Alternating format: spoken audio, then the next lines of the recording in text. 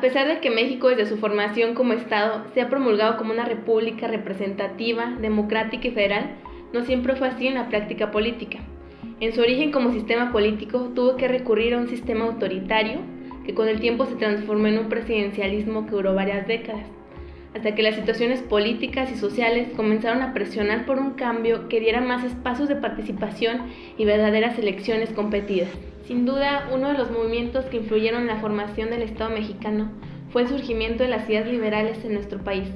Algunos autores mencionan que estas ideas se insertaron en México a producto de la conquista por España, pero a su vez estas fueron transmitidas por Francia a este país. El auge de esta corriente comienza a partir de la actividad legislativa de 1808 con las Cortes de Cádiz. Sin embargo, el proceso de civilización de nuestro país era aún muy lento por estar sumergido en la ignorancia. Es por ello que estas Cortes no podían mantener la vigencia de la Constitución que emanaron, además de que comienza el movimiento de independencia en 1810, surgido por la influencia del liberalismo y la guerra de la independencia de Estados Unidos y Francia. Durante ese largo proceso de independencia, México se encontraba en miras de construir un sistema político. Muestra de ello es el Congreso de Chilpancingo, y se intentaron sentar las bases para la Constitución de México. Pero no fue sino hasta que la guerra terminó, donde empezó el verdadero debate sobre la Constitución y el sistema político que adoptaría la nueva nación. En las sesiones que iniciarían en 1822, se discutía con gran fervor el proyecto del Acta Constitutiva, donde Portugal, Gómez Farías, Sánchez Padilla, Crescencio García Rejón se mostraban a favor de constituir a la nación en un sistema federal, argumentando primero aspectos geográficos. La distancia, las dificultades de comunicación eran principalmente los obstáculos para impartir democracia en esas épocas. También un sistema federal ayudaría a eliminar los vicios del centralismo colonial. Las provincias requerían además un gobierno propio por razones de efectividad y seguridad. Además, estas deberían de tener una constitución y poderes propios. Pero también había quienes como Fray Servando de Teresa de Mier, Luciano Becerra y Lorenzo Zavala se postulaban en contra del sistema federal y solicitaban que se convirtiera en un sistema federal regulado, puesto que este sistema desestabilizaría al país, aumentaría las rivalidades entre las provincias e incluso insubordinaría la soberanía por parte de los estados hacia la federación. Esto provocando que se dividieran los pueblos, ponían como ejemplo el ejemplo de Colombia y por último establecían que nuestro país no estaba preparado para un sistema federal como este. Al final de las discusiones y debates se aprobó el sistema federal y además los estados serían libres e independientes y soberanos, logrando así en 1824 tener el primer presidente de México, el general Guadalupe Victoria. Los siguientes años serían de una vasta actividad legislativa, un gran esfuerzo por estabilizar al país después de la guerra. En 1857 se da la Guerra de Reforma, impulsada por Benito Juárez, donde se ve la secularización del liberalismo mexicano, que aún seguía latente, pero adaptado a las nuevas problemáticas de la época, pues ya suponía la libertad de cultos, de ideas y opiniones. Pero con los constantes conflictos ideológicos, el país se tambaleaba a cada momento, lo que lo condujo a que retrocediera y se instalara en el país un gobierno monárquico de 1864, siendo Maximiliano y Carlota emperadores. Es hasta 1867 cuando Benito Juárez logra restaurar la República.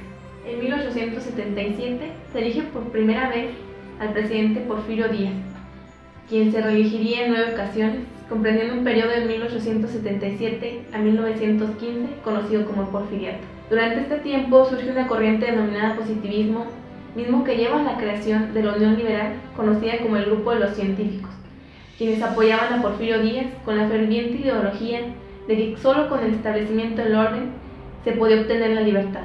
Durante los últimos años del gobierno de Porfirio Díaz, después de años de crecimiento económico y estabilidad política, este régimen fue mostrando síntomas de decadencia.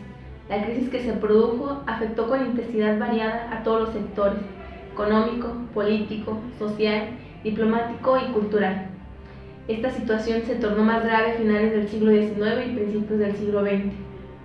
De los primeros personajes en oponerse en contra de la reelección de Díaz fue Francisco I. Madero, quien con el Plan de San Luis hacía un llamado para que toda la población se levantara en armas en contra del gobierno.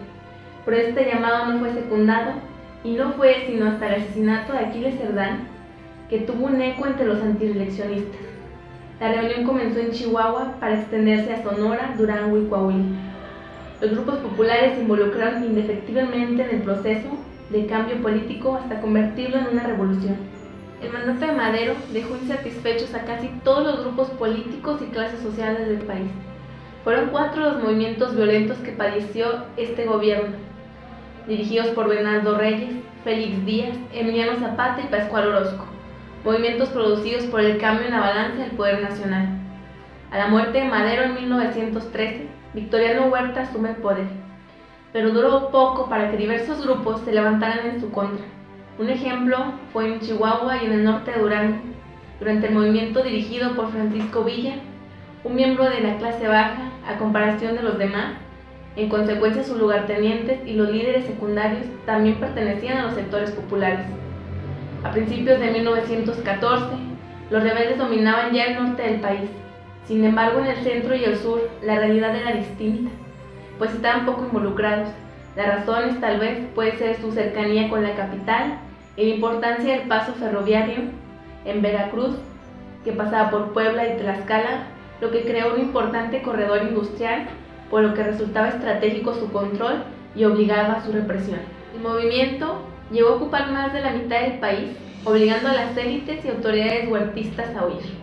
Con la revolución se tenía un gran reto, pues el constitucionalismo debía realizar labores gubernamentales a pesar de que carecía de un proyecto cabalmente definido y de un aparato político burocrático solvente, con experiencia y suficiente en cantidad. Sin embargo, a lo largo de estos años, las luchas no cesaron y solo había intentos de constituir un gobierno, pero por los movimientos armados ninguno logró la estabilidad. Al término de la guerra, para transitar del proceso revolucionario a la creación de un Estado post-revolucionario, los grupos vencedores debían decidir un proyecto del país, lo que hicieron precisamente con la Constitución de 1917. Esta Constitución puede ser vista como un parteaguas de la consumación ideológica de la revolución y fundamento normativo de un nuevo Estado. Con el proceso revolucionario esencialmente destructivo, pasó a convertirse en un gobierno constitutivo y regulador. La nueva Constitución rápidamente mostró sus semejanzas y diferencias con la de 1857. Mientras que esta fue doctrinariamente en su liberalismo, la nueva fue muy realista y acorde a la complejidad del país. El Estado posrevolucionario mexicano nació hasta 1920, pues solo entonces lo conformaron, con distintos grados de interés y beneficio, los grupos fundamentales durante el proceso revolucionario. Sin embargo, a pesar de la Constitución de 1917, las rebeliones preelectorales de 1920 y 1924 y los asesinatos de 3 candidatos para 1928 advirtieron claramente que faltaba civilizar los asuntos electorales y crear una institución que aglutinara, organizara y disciplinara a todos los revolucionarios, reglamentando los procesos de selección de candidatos a los puestos de elección popular. Esta institución política, el Partido Nacional Revolucionario, fue creado en marzo de 1929. Puede decirse que para entonces comenzó una nueva etapa histórica, no exenta obviamente de cambios y problemas, pero que se caracteriza por su considerable concordia social y estabilidad política, y por varios decenios de crecimiento económico. Por mi parte es todo. Mi nombre es Vanessa Vázquez. Muchas gracias.